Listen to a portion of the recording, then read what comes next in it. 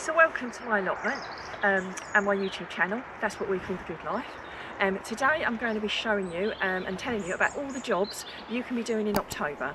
Now, even though it seems like things are slowing down, there really is such a lot of things you can be doing in October, and it'll also help you get ahead for the next year as well. So doing some jobs now will make it really worthwhile.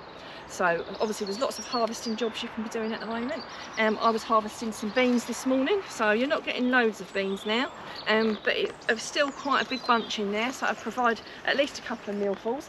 Sometimes I see people taking their beans down already, and you know what, it's fine to do that if you want to, but I like to eat mine out as long as possible to get as many beans off as I can. In fact, I've just noticed I've missed a few there.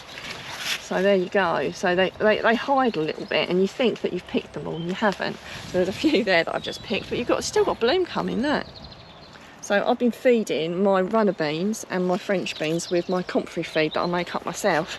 So I've got my runner beans over there, and I've got my French beans over here. So even though there's not a lot on them, still actually quite a lot of bloom coming. So I'm definitely leaving mine on to get as much off as I can. Also took off some courgettes this morning, so only a couple, but I've still got more coming.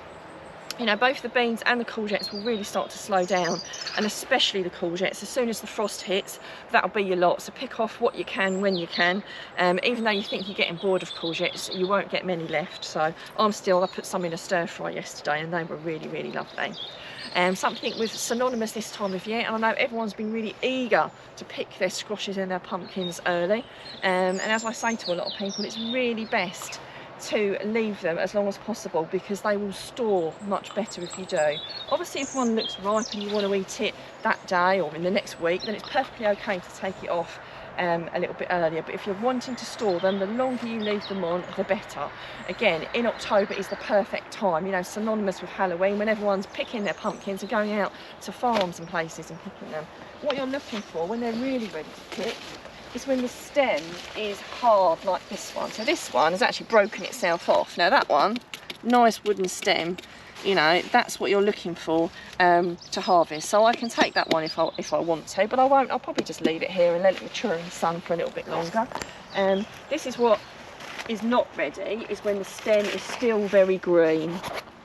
So I mean, obviously once you get towards the end of October, if the frost starts to come and it's still not hardened off, then you just need to cut off and leave quite a lot of stem on it. So you'd never harvest them by cutting them off right at the, you know, right close to the fruit.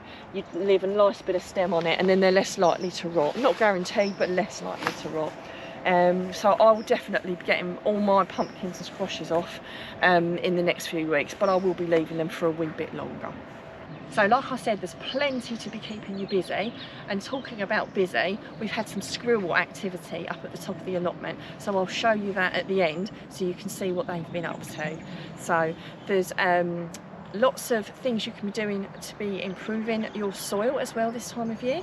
You can either be planting green manure, you can be digging in organic matter, either well rotted manure from, you know, maybe stables or things. We're really lucky, we get horse manure delivered here, or we compost our own compost up at the top of the allotment there, which I will show you at the end as well.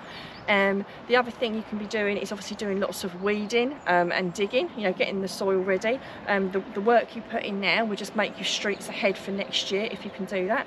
Something else that we do is, once I've cleared an area, I mean at the moment I haven't got any clear areas, but once all these squashes and courgettes have gone, I'll have a massive clear area here, so I'll need to dig that and weed it and put some organic matter on it.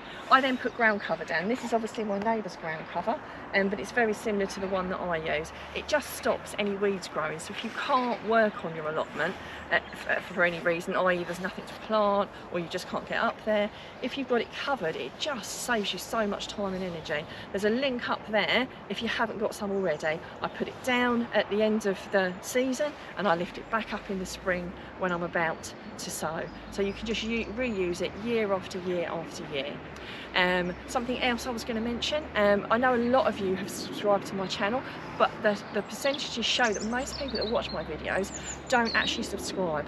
If you could subscribe, that would be really, really amazing, because it does so much to help the channel be shown to more and more people. And you know, the name of the reason I do this is because I want to help as many people as possible grow their own fruit and vegetables on a budget, and really, really enhance their lives and their families' lives as well. So if you could click on the subscribe button, that'd be absolutely fantastic. I'd be eternally grateful.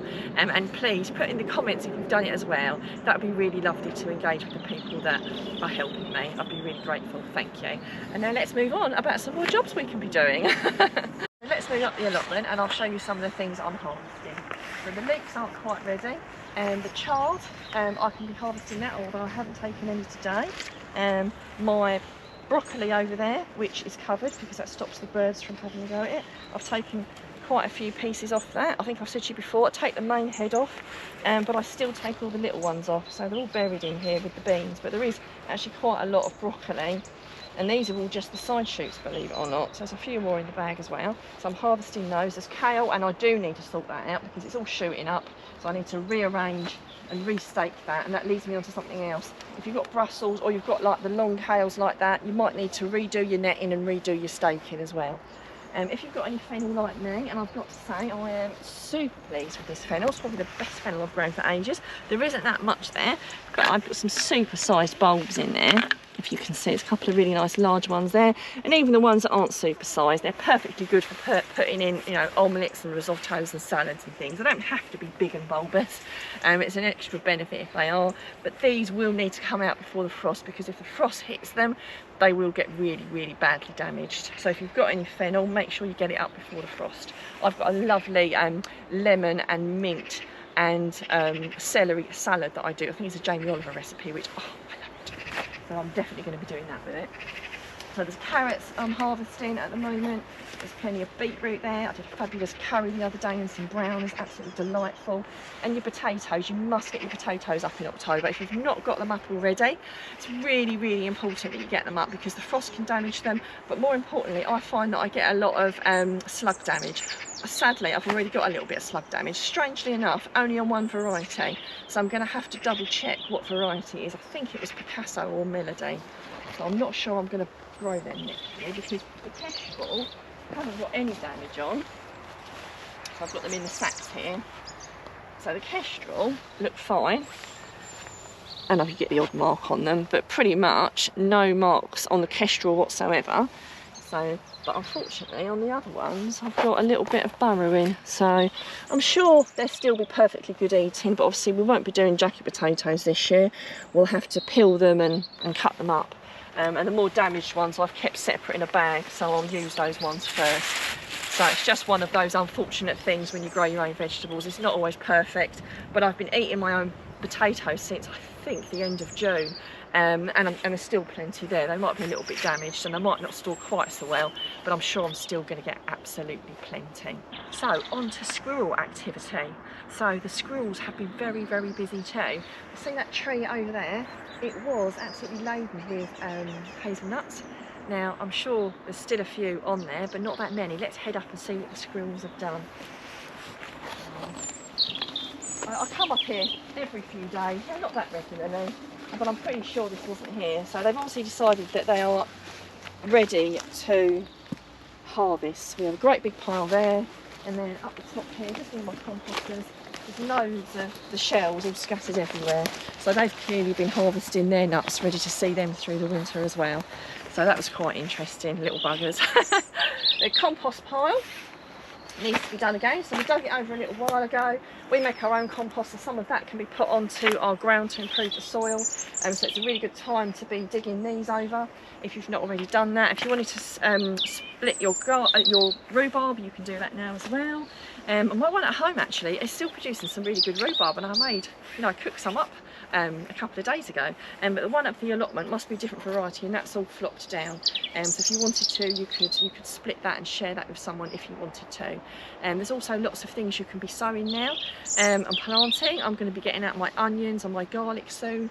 I've got some hardy broad beans and some peas that can go in as well, so I'm going to be doing those. There is a full video on all the different things you can sow and plant now, so rather than me go over it again, if you just click on that video, you can watch the full lowdown on that as well. So we've also got a robin up here at the moment. I don't know if you can hear.